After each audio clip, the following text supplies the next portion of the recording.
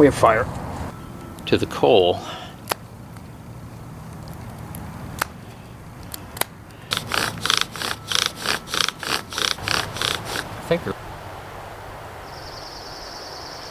Hello, welcome back to another episode from Pale Horse Survival and Tactical. I'm Bill, and today I'm going to harvest a little bit of pine sap, or as it's also known, pine resin. Stick with me.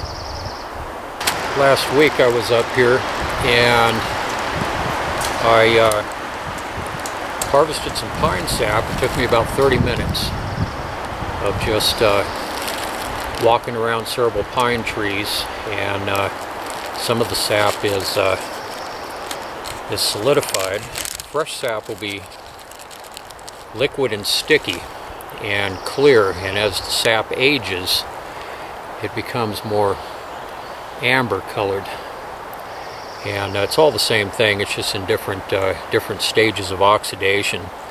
And I have some in here that's really gooey. And back behind me here, I have there's a pine tree, and I'm going to take you guys over there in a second and show you how to identify pine sap and how I get it off of the tree. Stick with me, I'll be right back. Okay, what we have in front of us here is a pine tree.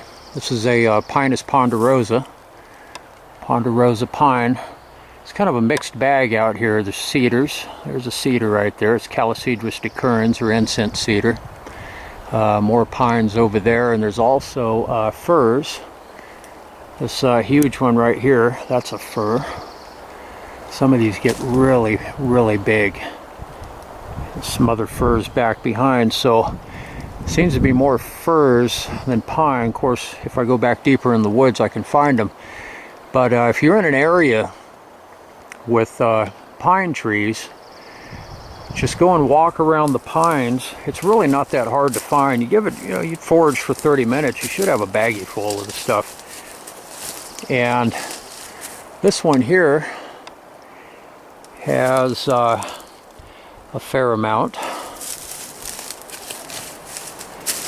can see this is the pine sap here. These are dried nodules. A little bit of bark on there. You can kind of roll it between your fingers. I like to clean it best I can before I put it in the bag, and that way it eliminates having to go through a lot of extra work to clarify it. Here's some more right here. Now some of this stuff you can just pull right off. And in this case, it's pretty easy. You can see it kind of,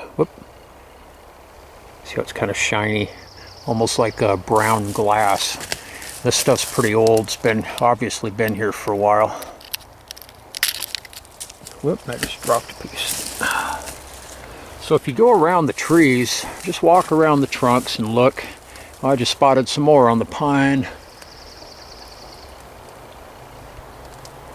right next door here, and we'll go to that one in just a second. So here's the piece I just pulled off. You hear about prehistoric amber that they sell that has insects on the inside.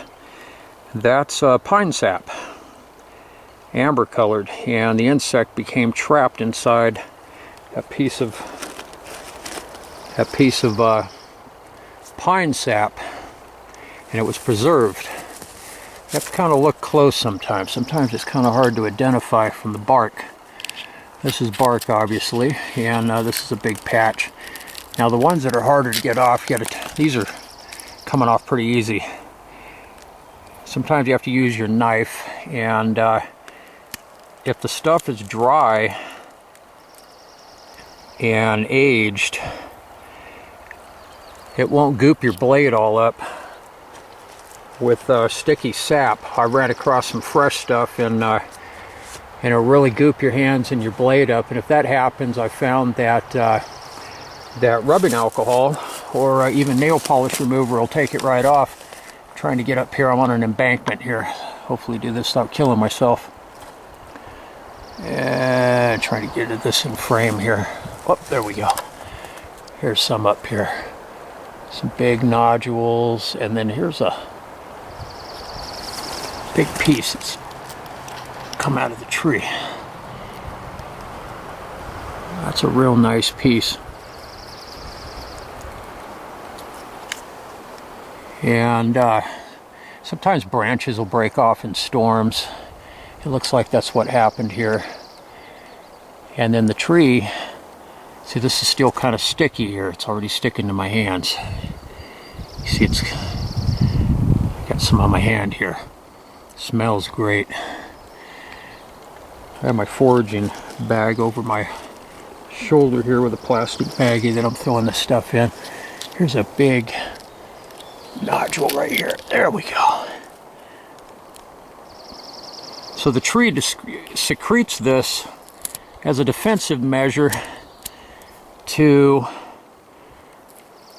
patch up wounds, to seal the wound off the hole, to keep out pests and diseases. So it's a defensive action. Here's some that drizzled down here.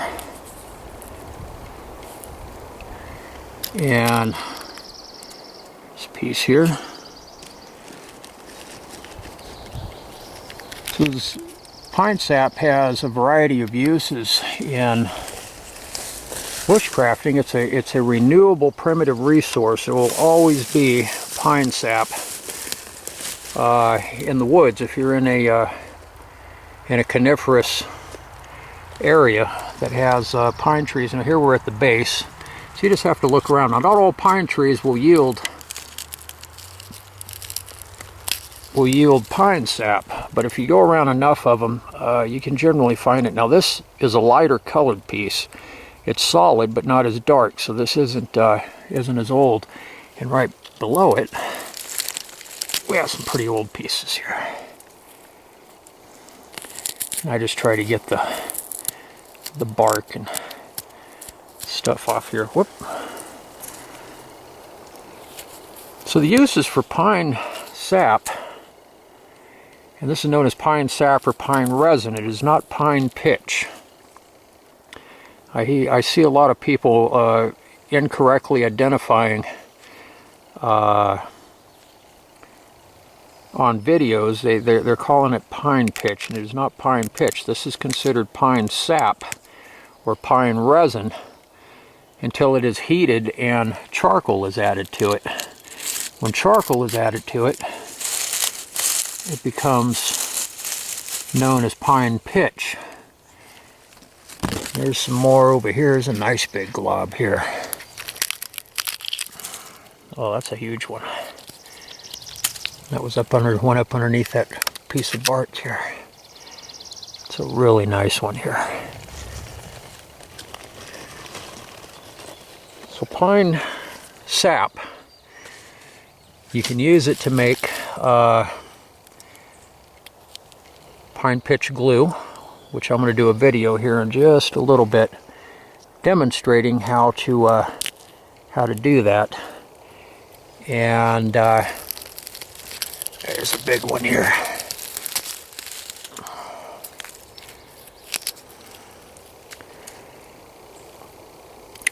So when the charcoal is added, it becomes pine pitch due to the charcoal being added to it, and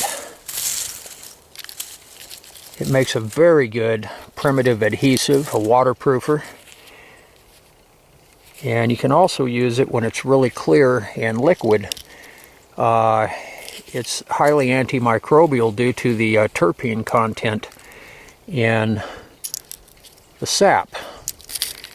If you have a wound, a cut, make sure it's nice and clean.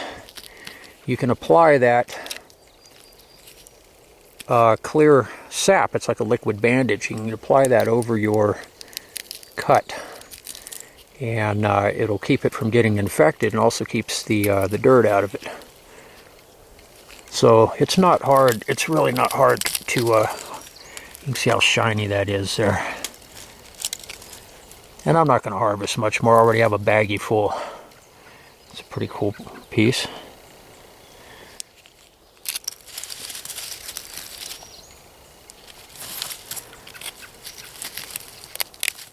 Now, stuff that won't come off, you can take your knife blade and get it back behind and just kind of tap your knife blade and that'll pop off. Just be real careful when you're doing that, you don't cut yourself. Wow, there's a big one right here. Look at this big piece. I'm going to go ahead and reposition the camera so I get to get my knife on that. Stay tuned. Okay, let's see what we can do here. Yeah, I really gooped my knife up last week. I found a wound that was pretty fresh, and it had a lot of really sticky sap there, and I harvested a couple of big pieces all over my hands. I had to go home, and it took a while to get it all cleaned up. But here's a pretty good sized one right here. Sometimes they'll break into little pieces. See a little tap? Broke a piece off here. You can also add some animal fur to the pine pitch glue when you're making it, and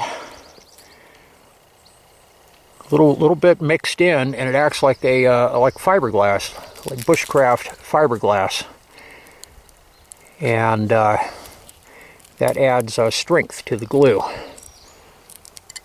There's a lot of, it's a big piece here. It also has some bark in it. Just want to clean that. Just makes for a lot easier job when you're making your glue.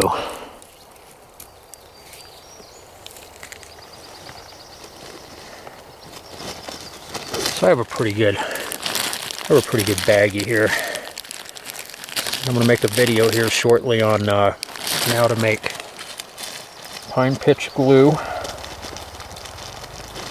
and also using this to make fire starter sticks, bushcraft style. And like I said, nice thing about this stuff, it's a renewable resource, and you don't need anything special to prepare it to make the glue. You don't need a tin or anything like that. I'm going to do it on a rock. I try to keep this channel as primitive as possible and using sustainable resources, which makes a lot of sense in a long-term situation. I'm just kind of going over this big piece here. These pieces are actually really cool. Let's go next door. There's some pieces over on the other side. I don't want to open this up to expose it. It's sealed that off for a reason. So you always want to be responsible and respectful of nature. That is always rewarded. It always comes back in very positive ways. Stay tuned. I shall return. Okay, I went next door to this other pine here, and this one has, whoop, I'm on an embankment here, got ready to kill myself. This one has more nodules here, as you can see.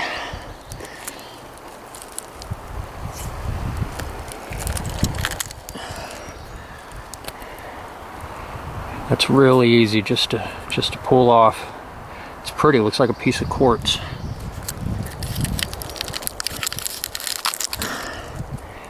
Just pops right off. That's actually quite a bit.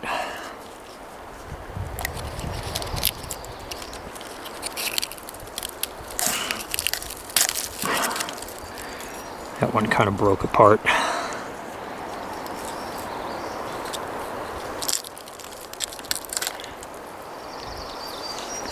Now there is one other way to get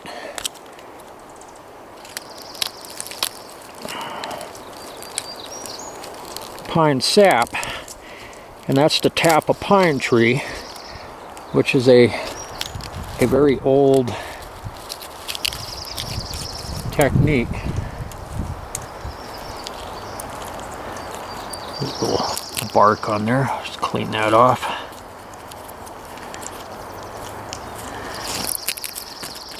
Tapping pine trees is a very old technique, and it's not one that I recommend, simply due to the fact I don't like to wound the tree.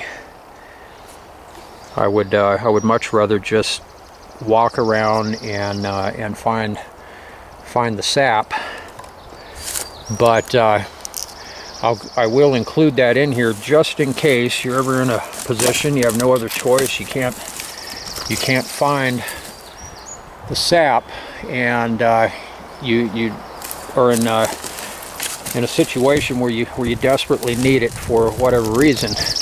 And coming up over on the other side of this tree, getting up out of that gully.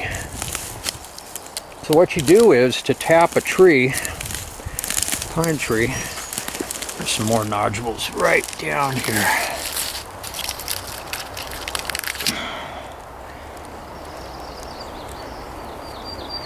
So what you do to tap a pine tree, and again, don't go around and do this. It's not good on the tree. And if you do have to do it, just do it in a section. Don't go all the way around the tree. If you go all the way around the tree, you're going to do what's called girdling the tree. The circulatory system of the tree lies below the bark and what's known as the cambium layer. And if you girdle the tree all the way around, you'll kill the tree. It can no longer circulate its nutrients and water, etc. through itself. But if you have to do this, which I don't recommend it, but if you have to, you can take a knife or a hatchet and just choose a spot, say maybe 12 inches to 18 inches by 12 inches. Shave all the bark off in that spot, and you want to cut into, you'll see the cambium layer, it'll be white. And incidentally, you can also eat the cambium layer too. But I'll do another video on that at another time. It is edible. But you want to score into the cambium layer at a diagonal towards the center of your exposed area, all the way down. On the other side, do the same thing. So you have grooves coming in like this. You can do it with a hatchet. Knife will work. With a baton, be a little bit harder, but you can make it work. You're going to come down to the end, and what that's going to do, it's going to funnel that sap. It's going to funnel it down into the bottom edge of your exposed area. And you give it a day, couple of days, you're going to have a whole bunch of sap that has ran down the trunk. It'll be sticky, and it'll take a while for it to solidify. But you can, if you have a container, you can collect it in a container. Some people put a container at the bottom of that groove and nail it to the tree so it runs in. Or you can just take a stick or whatever you have, soup can lid, or scoop it all up and get it together, and then you have your glue. Put it on a rock, heat it up, and add pine charcoal to it, and you have yourself your pine pitch glue. And that is how to collect pine sap from pine trees. Not too overly difficult. Anyways, guys, I hope everybody is having an outstanding day or night depending on where you're located, and I will see all of you very soon on the next one. Everybody take care. Bye-bye.